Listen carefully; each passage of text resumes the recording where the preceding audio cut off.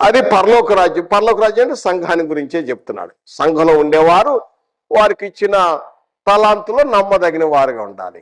ఒక మనుషుడు ఉన్నాడు, ఒక యజమాని. ఆయన ఏం చేశాడంటే ఒకళ్ళకి 5 తలాంతులు ఇచ్చాడు, ఒకళ్ళకి 2 తలాంతులు ఇచ్చాడు, ఒకళ్ళకి 1 తలాంతు ఇచ్చాడు. ఒకళ్ళకి 5 ఇవ్వటం ఏంటి, ఒకళ్ళకి 2 ఇవ్వటం ఏంటి, ఒకళ్ళకి 1 ఇవ్వటం ఏంటి?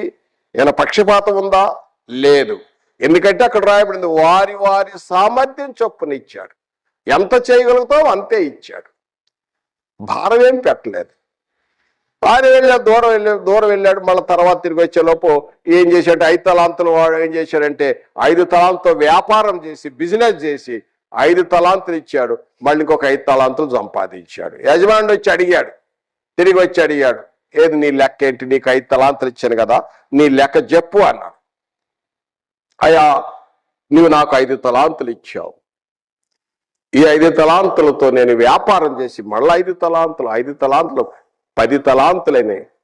అప్పుడు ఆ యజమాని అన్నాడు, బాలా నమ్మకమైన మంచి దాసుడా, ఈ కొంచెంలో నువ్వు నమ్మకున్నావు, నీ యజమాని సంతోషంలో పాలు పొందు అన్నాడు.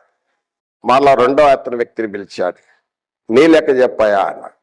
అయ్యా, నువ్వు నాకు 2 తలాంతులు ఇచ్చావు కదా, మళ్ళా 2 తలాంతులు 2 + 2 4 4 తలాంతులు చేశాను. వెరీ గుడ్, బలా నమ్మకమైన మంచి దాసుడా, నువ్వు ఈ కొంచెంలో నువ్వు నమ్మకంగా ఉన్నావు. నీకు ఇచ్చింది కొంచెమే, కానీ చాలా నమ్మకంగా పనిచేసావు. నీ యజమాని సంతోషంలో పాలు పొందు అన్నాడు. తర్వాత 3వ వ్యక్తిని పిలిచాడు, ఉన్నాడు అక్కడ. ఏంటి నీ లెక్క ఏంటి అని అడిగి, తక్కువే ఇచ్చింది. అతను 1 తలాంతే, భారం పెట్టలేదు. ఏంటి లేక, అయ్యా నువ్వు ఇతర చోట కోయేవాడు, చల్ల చోట పంట కూర్చొని నువ్వు చాలా కట్టిన. ముందు కంప్లైంట్ చేస్తున్నాడు. కంప్లైంట్ చేసి అంటున్నాడు, నువ్వు చాలా కట్టేది భద్రంగా ఎడో దాచిపెట్టే, ఊరు బయట ఎక్కడో కోనేరు చెంత భద్రంగా తవ్వి దాచిపెట్టే, ఇదిగో నీ తల అంత దులిపి తీసిస్తున్నాడు. అప్పుడు ఏమన్నాడు? 26వ వచనం, సోమరివైన చెడ్డ దాసుడా, నువ్వు సోమరివి, వెరీ లేజీ, నువ్వేం పని చేయలేదు. నా సంగతి తెలిసి కూడా నువ్వు తెలియదు. అది తీసుకెళ్ళి ఒక షావుకారు దగ్గర పెడితే వడ్డీ వచ్చేది కదా, నేను తీసుకునేవాడు కదా. నువ్వేం పని చేయలేదు, నువ్వు సోమరివని. 30వ వచనం అంటాడు, పనికి మాలినవాడా అన్నాడు.